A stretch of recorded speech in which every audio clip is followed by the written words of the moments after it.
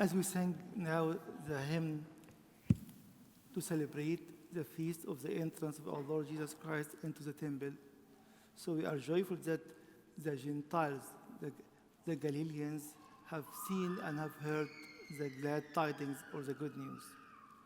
And our reading today was from the Gospel of St. Luke, chapter 2. And I would like to share with you 3 points in a few minutes. First of all, if you imagine the temple at that time was huge enough to accommodate few thousands. Some people said some 10,000s. And Jesus was there in person. And the reading that we have read right now, only 2 people sensed his presence. And again, in each liturgy, we have Christ himself in his real body and blood. And he's asking you and me, do you sense my real presence? Does it affect your life or not? Some of us can come to church more than once a week. And some maybe can come during the Lent every liturgy. But still, it's the same question. Do you sense the presence of your Lord in the church? And then you take this presence into your home, into your workplace? Or still, it's just a gathering? People used to be there many times. If you remember in Acts chapter 3, the man who was paralyzed since his birth, he was sitting at the door of the temple. And again, all his life, or at least big part of his life, Jesus was entering in and out. He never sensed his presence. So whatever your circumstances this morning, please come with this mindset. I'm here to meet the Lord. And why these 2 people only were able to sense him? First of all, both of them were waiting for him. Again, I'm coming to church in a liturgy or a meeting or whatever it is. Am I waiting for him to meet me or to encounter something new in my life? Or it's just a habit? I used to come every now and then. Both of them, Simon and Hannah the prophetess, both of them, they're waiting for a long time to see the coming Messiah. Again, second question for me and for you. Are you coming to see him, to meet him, or just to be in a place you used to be every week or every now and then? Second thing is their waiting. They were waiting with expectation.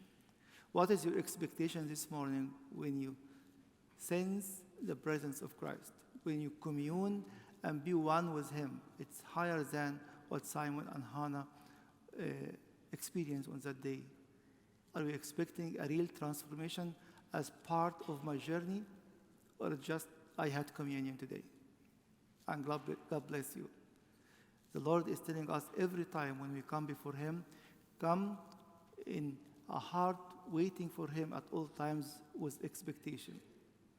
The third thing is they were in the right place. It's not because you were in the temple, they were in the right place, but because they were waiting him in the right place. Now it's much wider than that. When you go to work, when you sit even at home, it's a place where you can encounter waiting with high expectations, the presence of the Lord in your life. So how many times we as a family encounter the presence of the Lord in our home?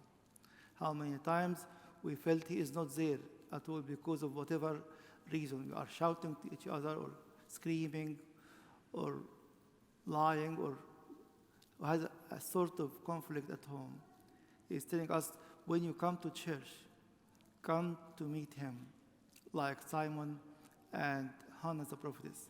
Come waiting with great expectation, and you will never go home as you have come. Why? Because you are in the right place to meet him. But it's not the only place, because you can see him and meet him everywhere.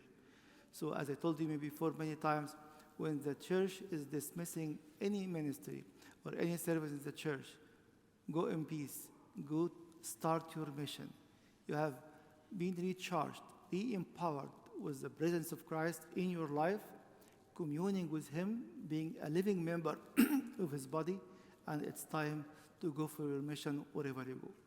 We pray this liturgy with this mindset that we are here to encounter something with him. As we prayed in the fraction of the Nativity Fest, behold, Emmanuel is with us today in this table. Why? To sense his presence and to receive the power of transformation for each and every one of us. May the glory of Lord Jesus Christ be with you from now and forever and ever.